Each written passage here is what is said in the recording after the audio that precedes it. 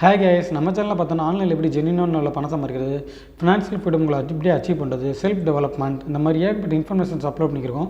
Just இந்த வீடியோவில் நான் எதை பற்றி பேச போகிறேன்னா, தி கிரேட்டஸ்ட் லீடர் எம்எஸ் தோனியோட லீடர்ஷிப் ஸ்கில்ஸை பற்றி தான் இந்த வீடியோவில் சொல்ல போகிறேன்.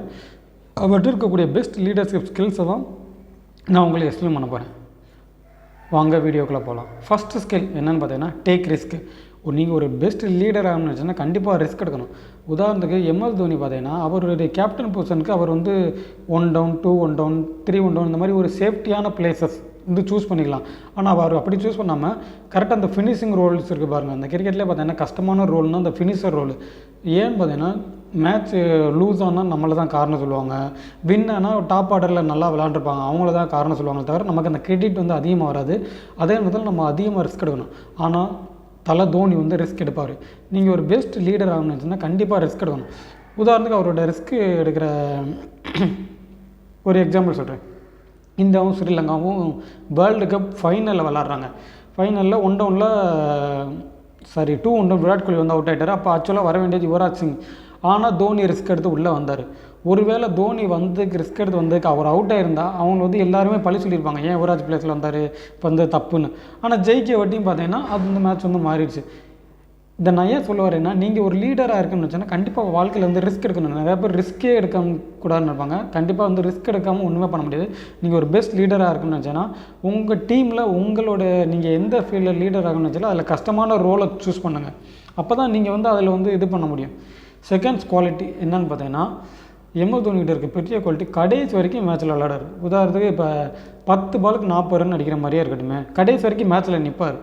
அது ஏன் சொல்ல வரேன்னா, நம்ம ஜெயிக்கிறோம் தோக்குறோன்றது செகண்டரி, ஆனால் கடைசி வரைக்கும் போராடணும். இப்போ இருக்க யங்ஸ்டர்ஸ் இருக்க பெரிய ப்ராப்ளம் என்னென்னா, ஒன்ஸ் நம்ம லூஸ் பண்ண மாதிரி தெரிஞ்சுன்னா உடனே இது பண்ணிட்டு வந்துடுவாங்க. உதாரணத்துக்கு கிரிக்கெட்லேயே இதை எடுத்துக்கிட்டோம்னா, நம்ம மேட்ச் தோக்க போகிற மாதிரி தெரிஞ்சுன்னா தூக்கி விட்டு கேட்ச் கொடுத்துட்டு அவுட் ஆகிட்டு போயிடுவாங்க. ஆனால் தோனி அப்படி செய்ய மாட்டார். கடைசி வரைக்கும் மேட்ச்சில் இருப்பார். 95% ஜெயிக்க வைப்பார். 5% முடியாமல் போயிடும். ஆனால் அவர் கடைசி வரைக்கும் கிரவுண்டில் இருப்பார். மற்றவங்க மாதிரி தூக்கி ஸ்டார்ட் அடிச்சு அவுட் ஆகிட்டு போகிறதோ அந்த மாதிரி பண்ண மாட்டார். தேர்ட் இம்பார்ட்டன்ட் குவாலிட்டிஸ் என்னென்னு பார்த்தீங்கன்னா ரெஸ்பான்சிபிலிட்டி. இதுதாங்க ஒரு லீடருக்கு இருக்கக்கூடிய மிகப்பெரிய குவாலிட்டி. ரெஸ்பான்சிபிலிட்டி என்னென்னா, நீங்கள் ஒரு தப்பு பண்ணிட்டீங்க, இல்லை உங்கள் டீமில் இருக்க மெம்பர்ஸ் ஒரு தப்பு பண்ணிட்டாங்க, நீங்களே தப்பு பண்ணியிருக்க மாட்டீங்க. அப்போ பொறுப்பு ஏற்றுக்கிறணும். என்னால் தான் அது நடந்துச்சுன்னு பொறுப்பு ஏற்றுக்கிடுவார். அதாவது ஒரு ஆஃப்டர் மேட்ச் லூஸ் பண்ணதுக்கப்புறம் பேட்டி எடுப்ப பார்த்தீங்கன்னா, நாங்கள் இந்த பவுலர்ஸ் ரொட்டேட் பண்ணல, இந்த இடத்துல நான் சரியாக விளையாடலை, அந்த இது அவர் தான் ரெஸ்பான்சிபிலிட்டி எடுத்துக்கிருப்பார். நீங்கள் ஒரு கிரேட் லீடர் ஆகணுச்சுன்னா தோல்விக்கு பொறுப்பு ஏற்றுக்கிறணும். அதே மாதிரி ஒரு மேட்ச் ஜெயிச்சிட்டோம்னு வைங்க, அதுக்கு அவர் என்ன சொல்வார்னா, அவர் நல்லா பேட் பண்ணனால தான் ஜெயிச்சாங்க, இவர் நல்லா பேட் பண்ணனால தான் ஜெயிச்சாங்க. அந்த மாதிரி வெற்றிக்கு அடுத்தவங்களை காரணமாகவும் தோல்விக்கு அவரை காரணமாகவும் சொல்லுவார். இதுக்கு எக்ஸாம்பிள் சொல்லணும்னா, நம்மளுடைய டாக்டர் ஏபிஜே அப்துல் கலாம் சாரை சொல்லலாம். அவர் என்ன பண்ணார்னா, ஃபஸ்ட்டு ராக்கெட் லான்ச் பண்ணும்போது அந்த ராக்கெட் ஃபெயில் ஆயிடுச்சு. அப்போ பார்த்தீங்கன்னா அவரோட போர்டில் இருக்க மெம்பர்ஸ் அனுப்பாமல் அவர் போய் இந்த இன்டர்வியூ ஃபேஸ் பண்ணார். என்னால் தான் ஃபெயில் ஆச்சு, நான் தான் அதை காரணம். நெக்ஸ்ட் டைம் அதே ராக்கெட் லான்ச் சக்ஸஸ் ஆச்சு. அப்போ அவர் அந்த போர்டில் இருக்க ஹெட்டை அனுப்பிச்சு போய் பேசுங்க அப்படின்னு சொன்னார். இதுதான் லீடர்ஸ்க்கு இருக்க பெரிய குவாலிட்டி. ரெஸ்பான்சிபிலிட்டி எடுத்துக்கிடுவாங்க. தோக்கும்போது ரெஸ்பான்சிபிலிட்டி அவங்க எடுத்துக்கிடுவாங்க. ஜெயிக்கும்போது அந்த கிரெடிட் டீம் மெம்பர்ஸ்க்கு கொடுப்பாங்க. அதே தான் எம்எஸ் தோனி பண்ணுவார். ஜெயிச்சோன்னு பார்த்தீங்கன்னா அந்த கப் எடுத்து டீம் மெம்பர்ஸ் கொடுப்பாரு. அவர் அந்த கப்பை ஒரு நாள் வச்சுக்கிற மாட்டார். ஆனால் தோக்கும்போது ரெஸ்பான்சிபிலிட்டி, என்னால் தான் தோற்றோம், இதனால தான் தோற்று, அந்த மாதிரி இது பண்ணிக்கிறார்.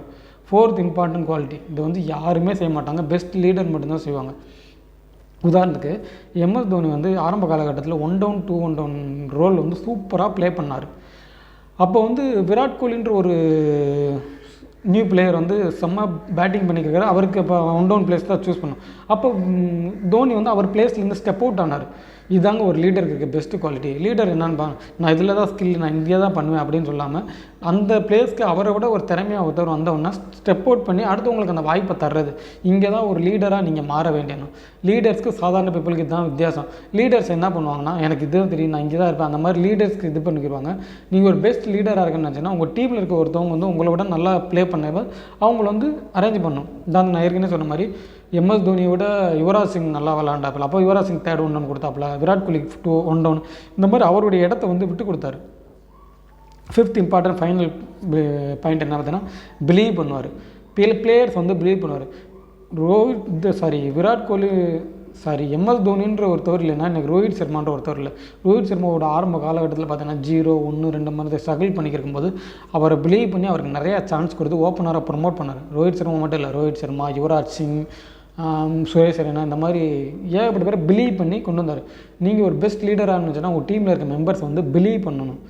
இந்த வீடியோவில் டாப் 5 எம்எஸ் தோனியோட குவாலிட்டிஸை பற்றி சொல்லிங்க. நான் சொன்னது வந்து பார்த்தீங்கன்னா ரொம்ப கம்மியானது. இதை தவிர்த்து ஏகப்பட்டது இருக்குது.